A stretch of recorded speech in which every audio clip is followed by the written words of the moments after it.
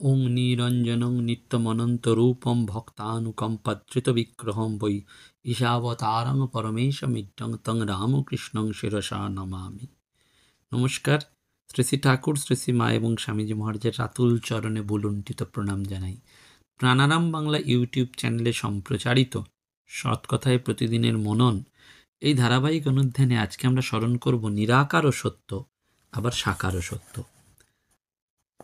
ভগবান শ্রী রামকৃষ্ণ পরমহংসদেব তিনি আমাদের বলছেন, অর্থাৎ শ্রী রামকৃষ্ণ কথামৃতেও আমরা পাচ্ছি যে সংসারে থাকতে গেলে সুখ দুঃখ একটু আদ্রু অশান্তি আছে। কাজলের ঘরে থাকলে গায়ে একটু কালি লাগবেই। হরিবোল হরিবোল বলে হাততালি দিয়ে সকালে ও সন্ধ্যায় হরিনাম করো, তাহলে সব পাপ পাখি বা সব পাপ চলে যাবে।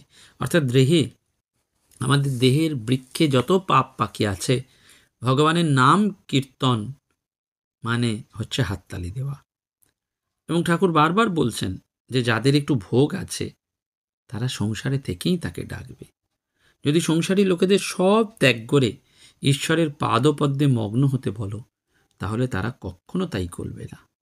তাই গৌরনীতাই এই ব্যবস্থা করেছিলেন যে মাগুর মাছের ঝোল, যুবতী মেয়ের কোল, বল হরি বল।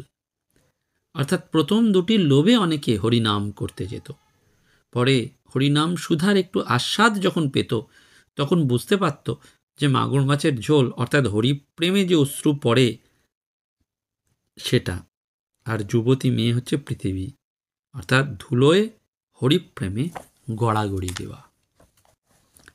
এই ঠাকুরই মনির দিকে চেয়ে একদিন প্রশ্ন করলেন, তোমার কোনটা ভালো লাগে? মনি তৎক্ষণাৎ উত্তর দিলেন, সব ভাবই ভালো লাগে। শ্রী রামকৃষ্ণদেব মনির কথাটা শুনে যা উত্তর দিলেন, তাতেই আমরা বুঝি যে মনির কথাটা যেন নাকচ হয়ে গেল। সব ভাব ভালো লাগে কার, সেটি ঠাকুর উদাহরণ সহ বুঝিয়ে দিচ্ছেন। ঠাকুর বলছেন, সব ভাব সিদ্ধ অবস্থায় ভালো লাগে, সে অবস্থায় কাম গন্ধ থাকবে না। বৈষ্ণব শাস্ত্রে আছে চণ্ডীদাস ও রজকিনীর কথা, তাদের ভালোবাসা কাম গন্ধ বিবর্জিত। এই অবস্থায় প্রকৃতি ভাব, আপনাকে পুরুষ বলে বোধ থাকে না। রূপ গোস্বামী মীরাবাই স্ত্রীলোক বলে তার সঙ্গে দেখা করতে চাননি। মীরাবাই তখন বলে পাঠিয়েছিলেন, শ্রীকৃষ্ণই একমাত্র পুরুষ, বৃন্দাবনে সকলেই সেই পুরুষের দাসী। তখন গোস্বামীর পুরুষ অভিমান কি ঠিক হয়েছে? অর্থাৎ ঠাকুরও মনিকে এই উত্তর দিচ্ছেন এবং তার থেকে আমরা বুঝে নিচ্ছি যে সাধারণ মানুষের সব ভাব একসঙ্গে ভালো লাগতে পারে না। জীব একটা একটা ভাব নিয়েই ভগবানের সাধনা করে, আর সাধনায় সিদ্ধ হলে তখনই সব ভাব ভালো লাগে। এই সিদ্ধ হওয়ার অর্থটাও ঠাকুর বলছেন, সে অবস্থায় কাম গন্ধ থাকবে না। ঠাকুর এই কাম গন্ধহীন ভাবটার দৃষ্টান্ত তুলে ধরলেন চণ্ডীদাস এবং রজকিনীকে নিয়ে। এদের ভালোবাসা যে কাম গন্ধহীন তা ঠাকুরও বললেন। আর আমরা বৈষ্ণব পদাবলিতেও পাচ্ছি, রজকিনী প্রেম বিকশিত হেম, কাম গন্ধ নাহি তাই। ঠাকুর সেই পদাবলীর যুগ থেকে নেমে এসে বর্তমান যুগের দৃষ্টান্ত দিচ্ছেন। বর্তমান যুগ মানে চৈতন্যের যুগ। বৈষ্ণব ভাবের সিদ্ধ অবস্থায় পুরুষও নিজেকে নারী মনে করেন এবং তার দৃষ্টান্ত দিচ্ছেন ঠাকুর রূপ গোস্বামী এবং মীরাবাইয়ের দৃষ্টান্ত তুলে দিয়ে। মীরাবাই বৃন্দাবনে গিয়ে রূপ গোস্বামীর সঙ্গে যখন দেখা করতে চাইছেন, তখন রূপ গোস্বামী মীরাবাই নারী বলে তার আবেদন মঞ্জুর করেননি। তখন মীরাবাই এই উত্তরটি বলে পাঠালেন যে খাঁটি বৈষ্ণবেরই আদর্শ বাক্য, অর্থাৎ শ্রীকৃষ্ণই একমাত্র পুরুষ, সকলেই সেই পুরুষের দাসী।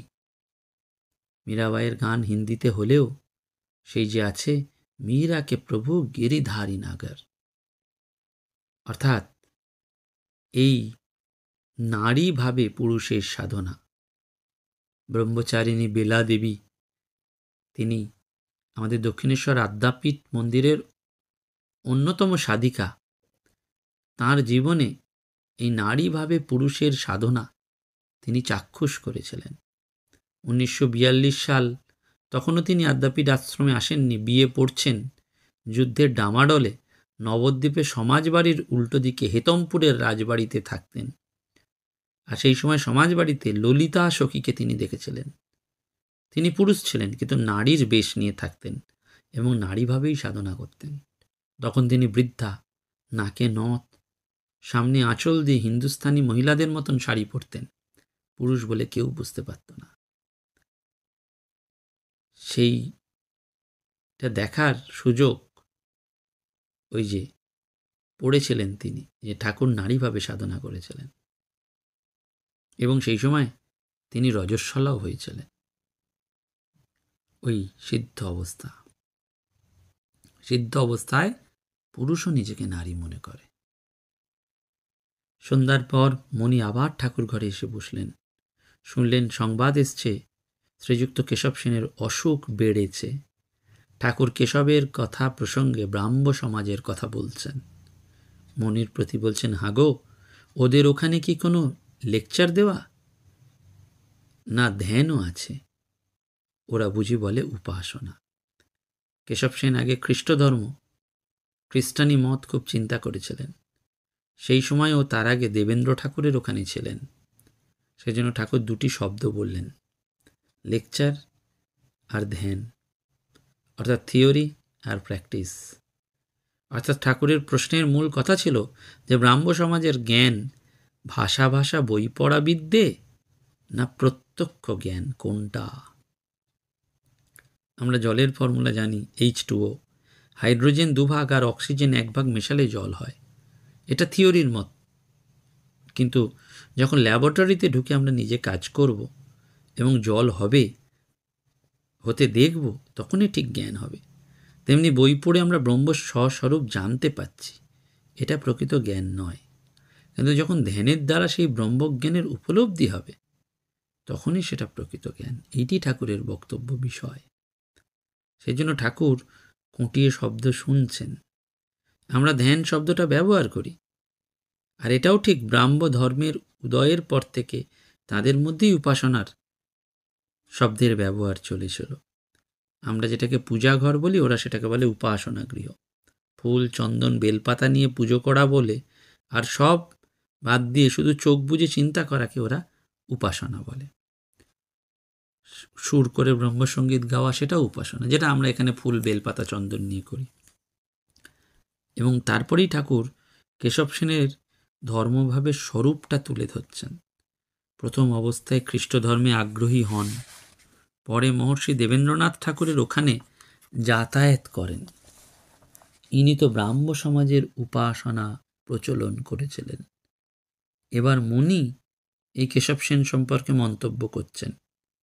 কেশববাবু প্রথম যদি এখানে আসতেন, তাহলে সমাজ সংস্কার নিয়ে ব্যস্ত হতেন না। জাতিভেদ ওঠানো, বিধবা বিবাহ, অন্য জাতে বিবাহ, স্ত্রী শিক্ষা ইত্যাদি সামাজিক কর্ম লয়ে অত ব্যস্ত হতেন না। অর্থাৎ মুনি যা বলছেন সেটাই ঠাকুরের ভাব। ঠাকুর বলছেন সেই জন্য, জোশ করে বুড়ি ছোঁ আগে, অর্থাৎ আগে ঈশ্বর দর্শন কর্তব্য, তারপর এইসব সামাজিক কর্ম আনুষঙ্গে হয়ে যায়, তার জন্য চেষ্টা করতে হয় না। মনির দৃষ্টি সমালোচকের, কিন্তু ঠাকুর গুণগ্রাহী।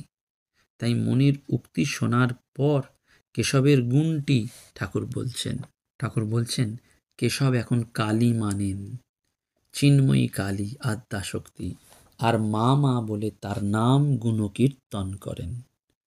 এবং এই কেশব সেনের কালী মানার পেছনেও রয়েছে ঠাকুরের প্রভাব। 1875 খ্রিস্টাব্দ থেকে 1884 পর্যন্ত প্রায় 9 বছর কেশব সেনের সঙ্গে ঠাকুরের যোগাযোগ ছিল। ঠাকুরের অন্যতম ব্রাহ্ম ভক্ত জয়গোপাল সেনের বাড়িতে কেশব সেন প্রথম ঠাকুরকে দেখেন 1875, এবং সেই সময় থেকেই দুজনের মধ্যে গভীর অন্তরঙ্গতার সূচনা। ঠাকুর কেশবকে স্নেহ করতেন এবং ঠাকুরকে দর্শনের পর কেশব সেন তার ইন্ডিয়ান মিরর পত্রিকায় প্রথম ঠাকুরের কথা প্রকাশ করেন। আর কেশবকেও ঠাকুর স্নেহ করতেন বলেই কেশব সম্পর্কে ঠাকুর বলেছিলেন, একমাত্র কেশবেরই ফাতনা ডুবিয়াছে। এহেন কেশব সেনের অসুখ হয়েছে শুনেই ঠাকুর এই ব্রাহ্ম সমাজের কথা বলছেন।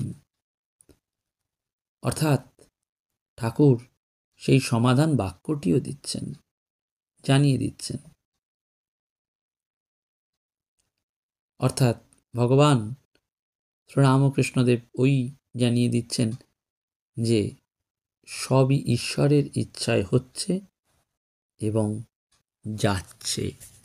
সেই জন্যই তিনি মানার কথা বারবার স্মরণ করছেন যে সিদ্ধ অবস্থায় সকলের ওই সব ভাব মনে হয়, কিন্তু তার আগের মুহূর্ত পর্যন্ত আমরা এটা ভাবতেও পারি না। আসলে ঠাকুর যে জায়গা থেকে আমাদের বলছেন যে আমরা শুধুমাত্র মুখে বলি, কিন্তু মুখে বলাটা তো কাজের কথা নয়। তবলার বোল মুখে বলা খুব সোজা, কিন্তু হাতে আনাটা খুব কঠিন। ভগবান শ্রীরামকৃষ্ণদেব এই হাতে আনার কথা বারবার বলছেন।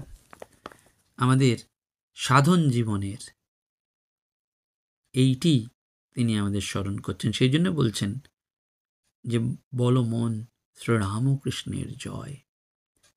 চূড়ান্ত ঈশ্বর নির্ভরতা আর যুক্তি নির্ভর বাস্তবতা। একদিকে চাই উপলব্ধির চরম সঞ্চয়ন, আর অন্যদিকে চাই সেই সঞ্চারের যথাযথ বাস্তব প্রয়োগ। আর এই দুয়ের মধ্যেই তৈরি হয় ঐতিহ্যময় দেশের একদল আদর্শ স্বাবলম্বী নাগরিক।